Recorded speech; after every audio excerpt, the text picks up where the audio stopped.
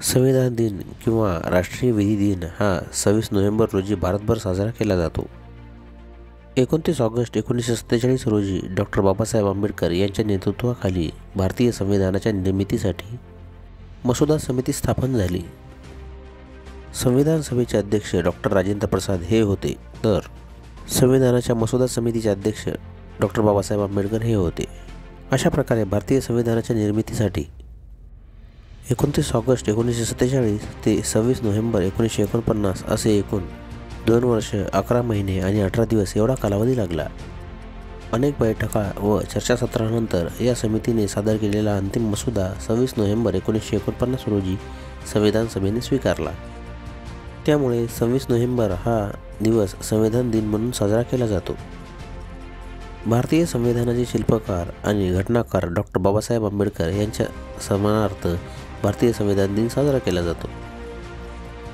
भारत सरकारने आंबेडकरांची 155वी जयंती वर्ष साजरी केली जात असताना त्यांना एक प्रकारची श्रद्धांजली वाहण्यासाठी 26 नोव्हेंबर 2015 रोजी पहिला अधिकृत संविधान दिन साजरा केला. संविधानाबाबत जनजागृती करण्यासाठी आणि आंबेडकरांच्या विचारांचा प्रसार करण्याच्या उद्देशाने देशभरात 26 नोव्हेंबर हा संविधान दिन साजरा केला जातो. महाराष्ट्र शासनाच्या सामान्य प्रशासन विभागाने 24 नोव्हेंबर 2008ला आदेश काढून 26 नोव्हेंबर हा दिवस संविधान दिन म्हणून साजरा करण्याचे घोषित केले होते. यानंतर आपण भारतीय संविधानाची काही निवडक वैशिष्ट्ये पाहूयात. पहिले वैशिष्ट्य आहे लिखित आणि लांब. भारतीय संविधान हे जगातील सर्वात लांब लिखित संविधान आहे, जे मूलभूत अधिकार, मार्गदर्शक तत्त्वे आणि नागरिकांच्या कर्तव्यांविषयी गोष्टीची चौकट मांडते. संघराज्यीय प्रणाली. केंद्र आणि राज्य सरकारे अस्तित्वात आहेत. केंद्र सरकार मजबूत आहे, तर राज्यांनाही काही अधिकार दिलेले आहेत. धर्मनिरपेक्षता.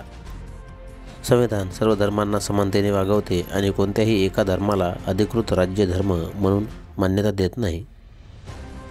सार्वभौम, समाजवादी, धर्मनिरपेक्ष, लोकशाही प्रजासत्ताक हे संविधानाचे मुख्य उद्दिष्ट आहे, जे नागरिकांना न्याय, स्वातंत्र्य आणि बंधुत्व प्रदान करण्यावर भर देतात.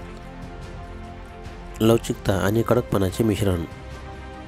काही भाग लवचिक आहेत तर काही भाग कठीण आहेत, ज्यामुळे संविधानात बदल करणे सोपे आणि कठीण होते. मूलभूत अधिकार आणि मार्गदर्शक तत्त्वे.